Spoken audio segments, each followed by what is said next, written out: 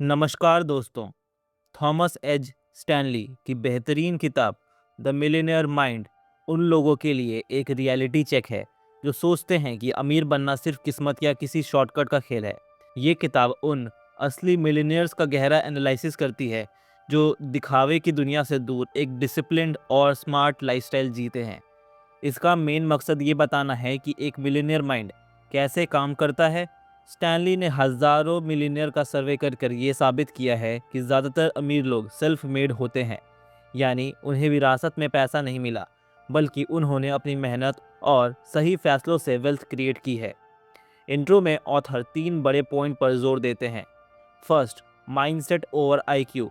कामयाबी के लिए सिर्फ किताबी कीड़ा होना काफ़ी नहीं है, बल्कि सोशल स्किल्स और ईमानदारी ज़्यादा ज़रूरी है।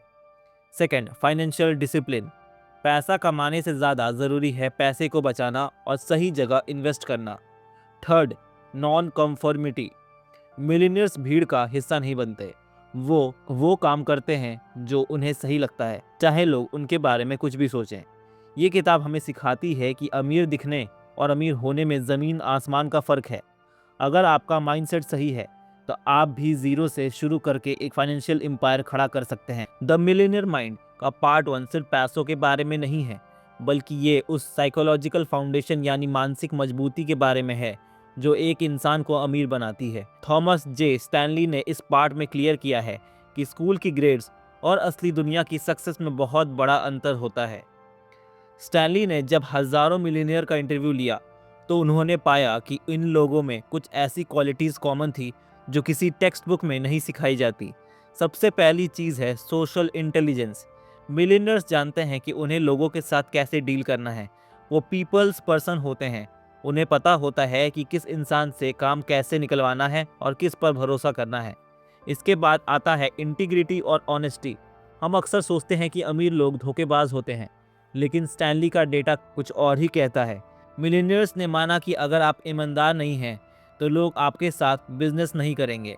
लॉन्ग टर्म वेल्थ जनरेट करने के लिए आपकी रेपुटेशन सबसे बड़ा एसेट होती है। अगर एक बार मार्केट में नाम खराब हो गया तो कोई भी टैलेंट या आईक्यू आपको बचा नहीं पाएगा। The schooling paradox, C students versus A students, ये इस पार्ट का सबसे इंटरेस्टिंग पॉइंट है। स्टैनली कहते हैं कि ज़्यादातर मिलीनियर स्कूल में टॉप लेवल के स्टूडेंट नहीं थे। उन्हें अक्सर एवरेज या सी ग्रेड मिलते थे, लेकिन यही उनकी सबसे बड़ी ताकत बनी। कैसे? फर्स्ट, रिजिलियंस, हार ना मानना। जो बच्चा स्कूल में हमेशा टॉप करता है उसे फेलियर से डर लगने लगता है, लेकिन जो एवरेज स्टूडेंट होता है उसे बार बार रिजेक्शन और कम मार्क्स देखे होते हैं। इस वजह से असली दुनिया में जब उन्हें बिजनेस में लॉस होता है या कोई उन्हें नो बोलता है तो वो घबराते नहीं हैं, वो बाउंस बैक करना जानते हैं। सेकेंड, लेबर एथिक, मेहनत का जज्बा। एवरेज स्टूडेंट को पता होता है कि वो जीनियस नहीं है, इसलिए वो मेहनत हार्ड वर्क पर ज़्यादा रिलाई करते हैं। वो जानते हैं कि अगर उन्हें किसी ए स्टूडेंट को बीट करना है तो उन्हें डबल मेहनत करनी होगी। यही डिसिप्लिन उन्हें आगे चलकर अमीर बनाता है। Third, critical thinking. Millionaire school के पुराने ढांचे को फॉलो करने के बजाय आउट ऑफ द बॉक्स सोचते हैं। वो रट्टा मारने की जगह रियल लाइफ प्रॉब्लम सॉल्व करने में माहिर होते हैं। मिलियनर्स के पास एक गजब का सेल्फ डिसिप्लिन होता है। वो अपने डर को कंट्रोल करना जानते हैं। पार्ट 1 में स्टैनली बताते हैं कि डर सबको लगता है, पैसा खोने का डर, फेल होने का डर, लेकिन मिलियनियर वो हैं जो इस डर के बावजूद एक्शन लेते हैं। वो कैलकुलेटेड रिस्क लेते हैं। उनका माइंडसेट ये होता है कि अगर मैं आज 10 घंटे काम कर रहा हूँ और डिसिप्लिन के साथ पैसे सेव कर रहा हूँ तो आने वाले 10 साल में मैं फाइनेंशियली फ्री हो जाऊँगा।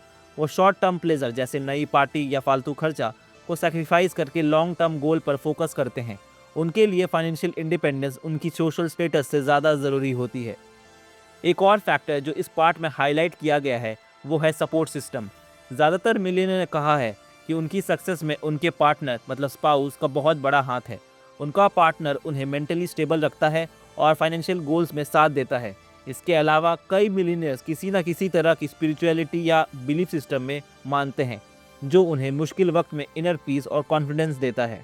टू समराइज, पार्ट 1 हमें सिखाता है कि मिलियनर बनना एक इंटरनल गेम है। अगर आप ईमानदार हैं, लोगों से बात करना जानते हैं और फेल होने से डरते नहीं हैं तो आपकी स्कूल ग्रेड चाहे जो भी रही हो, आप वेल्थ क्रिएट कर सकते हैं। असली मिलियनर माइंड वो है जो डिसिप्लिन को अपना दोस्त बनाता है और हर रिजेक्शन को एक नई सीख की तरह देखता है। द मिलियनेयर माइंड का पार्ट 2 सबसे ज़्यादा प्रैक्टिकल और आई ओपनिंग है। इसका मेन फोकस दो चीज़ों पर है, वोकेशन सही करियर और रिस्क टेकिंग डर पर जीत। स्टैनली बताते हैं कि ज़्यादातर लोग अमीर इसलिए नहीं बनते क्योंकि वो गलत काम कर रहे होते हैं या फिर वो डर के मारे कभी स्टेप ही नहीं लेते। फर्स्ट, वोकेशन पैशन और करियर का मेल। थॉमस स्टैनली ने पाया कि 80% से ज़्यादा मिलियनर्स ने कहा आई लव माई जॉब या बिजनेस। ये कोई इत्तेफाक नहीं है। स्टैनली का मानना है कि अगर आप सिर्फ पैसा देखकर कोई काम शुरू करते हैं तो आप कभी मिलियनर नहीं बन पाओगे। क्यों? क्योंकि जब मुश्किल वक्त आएगा, जो कि बिजनेस में हमेशा आता ही है, तो आप हार मान लोगे। मिलियनियर्स वो लोग हैं जो नीश मार्केट ढूंढते हैं। वो ऐसी प्रॉब्लम सॉल्व करते हैं जो बाकी लोग इग्नोर कर देते हैं। वो सेफ जॉब की भीड़ में नहीं भागते। उनका लॉजिक सिंपल है, अगर आप अपने काम में एक्सपर्ट बन जाते हो और उसे दिल से करते हो तो वेल्थ अपने आप पीछे आती है। पार्ट 2 में ये क्लियर किया गया है कि मिलियनियर्स सेल्फ एम्प्लॉयड होना ज़्यादा पसंद करते हैं क्योंकि वहाँ उनका अपने इनकम पर पूरा कंट्रोल होता है। Second, the courage to take risk लेने की हिम्मत। मिलियनर्स और एक आम इंसान में सबसे बड़ा फ़र्क उनका रिस्क प्रोफाइल होता है।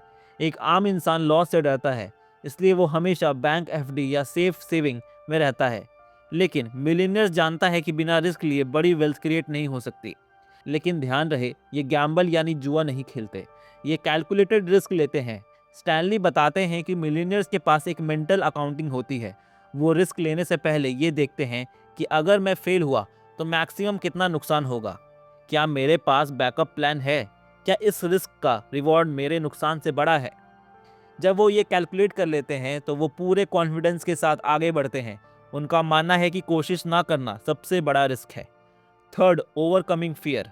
डर को कैसे हराएं? मिलियनर्स को भी डर लगता है, लेकिन उनके पास डर को हैंडल करने की टेक्निक होती है। स्टैनली ने नोट किया कि जब भी वो डरते हैं तो अपनी हार्ड वर्क और नॉलेज पर वो फोकस करते हैं। वो सोचते हैं मैंने पहले भी मुश्किलें झेली हैं, मैं इससे भी हैंडल कर लूँगा। वो अपने पास की जीत सक्सेसेस को याद करते हैं ताकि उनका कॉन्फिडेंस बढ़े। इसके अलावा वो हमेशा वर्स्ट केस सिनेरियो के लिए तैयार होते हैं। जब आपको पता हो कि सबसे बुरा क्या हो सकता है और आप उसके लिए तैयार हो तो डर अपने आप खत्म हो जाता है।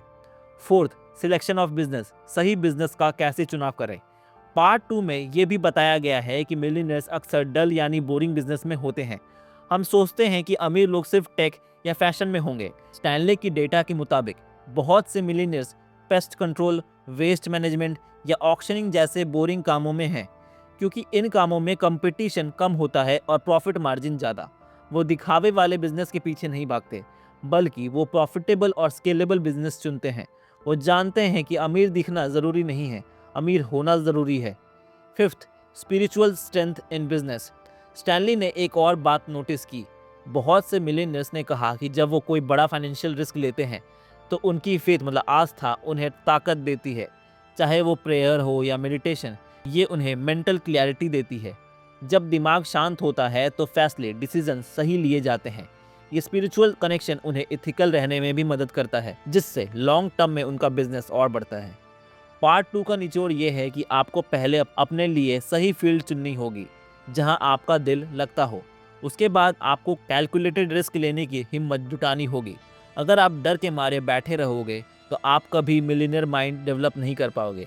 असली कामयाबी तब मिलती है जब आप मेहनत और हिम्मत को सही डायरेक्शन में लगाते हैं।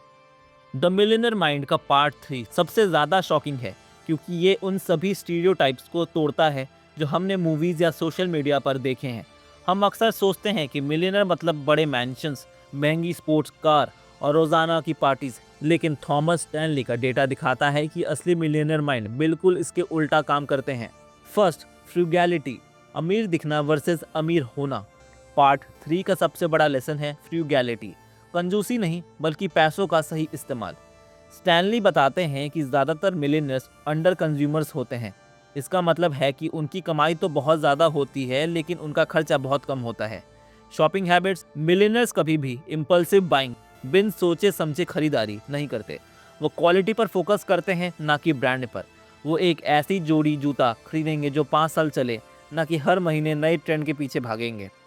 कार्स और लग्जरी, डेटा के मुताबिक ज़्यादातर मिलियनर पुरानी या यूज्ड कार चलाते हैं। वो जानते हैं कि नई कार की वैल्यू शोरूम से निकलते ही 20% गिर जाती है। उनके लिए कार सिर्फ एक जगह से दूसरी जगह जाने के लिए साधन है, स्टेटस सिंबल नहीं। Second, the choice of spouse, सही जीवन साथी का रोल। स्टैनली ने एक बहुत इंटरेस्टिंग बात नोटिस की है। मिलियनेयर की सक्सेस में उनके स्पाउस का 50% से ज़्यादा हाथ होता है। उनके लाइफ पार्टनर हाई मेंटेनेंस नहीं होते। फाइनेंशियल अलाइनमेंट, मिलियनेयर और उनका पार्टनर दोनों का पैसों को लेकर एक ही माइंडसेट होता है। अगर पति अमीर बनना चाहता है और पत्नी को सिर्फ डिज़ाइनर बैग्स का शौक है तो वो कभी वेल्थ एक्यूमुलेट नहीं कर पाएंगे। सपोर्टिव नेचर, बिजनेस में जब उतार चढ़ाव आते हैं तो उनका पार्टनर उन्हें इमोशनली स्टेबिलिटी देता है। स्टैनली कहते हैं कि स्टेबल मैरिज और वेल्थ का गहरा कनेक्शन है। डाइवोर्स फाइनेंशियल एसेट को आधा कर देता है, इसलिए लॉन्ग टर्म मैरिज मिलियनर बनने का एक हिडन राज है। Third, home buying strategy, location location location. Millionaire घर खरीदने में बहुत दिमाग लगाते हैं। वो कभी भी अपनी औकात से बाहर का घर नहीं लेते। हाउस रिच कैश पुअर नहीं बनते। नेगोशिएशन, वो घर खरीदते वक्त बहुत तगड़ी नेगोशिएशन करते हैं। वो हमेशा डिस्ट्रेस्ड सेलर यानी उन लोगों से घर खरीदते हैं जो जल्दी में बेचना चाहते हैं ताकि उन्हें अच्छी डील मिले। मेंटेनेंस कॉस्ट, वो ऐसे बड़े मेंशंस से बचते हैं जिनका टैक्स और बिजली का बिल ही उनकी सेविंग खा जाए। वो सेंसिबल नेबरहुड्स में रहना पसंद करते हैं जहां उनके पड़ोसी भी उन्हीं की तरह डिसिप्लिन्ड हों। Fourth, raising children, the economic outpatient care. Millionaires अपने बच्चों को लेकर बहुत कॉशियस होते हैं। वो नहीं चाहते कि उनके बच्चे स्पॉइल्ड ब्रैट्स, बिगड़े हुए अमीर बच्चे बने। इंडिपेंडेंस, वो अपने बच्चों को जल्दी फाइनेंशियल रिस्पॉन्सिबिलिटी सिखाते हैं। वो उन्हें मेहनत की कीमत बताते हैं। नो फ्री लंच, स्टैनली ने पाया कि जो माँ बाप अपने बच्चों को बिना वजह कैश देते रहते हैं, जिससे वो इकोनॉमिक आउटपेशेंट केयर कहते हैं, उनके बच्चे कभी खुद अमीर नहीं बन पाते। असली मिलियनर्स अपने बच्चों को स्किल्स देते हैं, कैश नहीं। फिफ्थ, सोशल लाइफ और हॉबीज़। मिलियनर्स की हॉबीज़ बहुत सस्ती और प्रोडक्टिव होती है। वो महंगे क्लब्स या गैम्बलिंग में वक्त वेस्ट नहीं करते। उनकी पसंदीदा एक्टिविटीज़ में शामिल हैं रीडिंग, खास करके नॉन फिक्शन और business books, investment research, spending time with family, attending community events और चैरिटी। वो अपने सोशल कैपिटल बढ़ाने पर ध्यान देते हैं। वो उन लोगों के साथ वक्त बिताते हैं जो उनसे ज़्यादा समझदार हों और जिनसे वो कुछ सीख सकें। पार्ट 3 हमें सिखाता है कि wealth is what you don't see. जो पैसा आपने बचाया और इन्वेस्ट किया वही आपको अमीर बनाता है। अगर आप दिखावा करने में लग गए तो आप सिर्फ अमीर दिखेंगे लेकिन अंदर से खाली रहेंगे। मिलियनियर माइंड हमेशा लॉन्ग टर्म फ्रीडम को शॉर्ट टर्म फ्लेक्सिंग से ऊपर रखता है। धन्यवाद।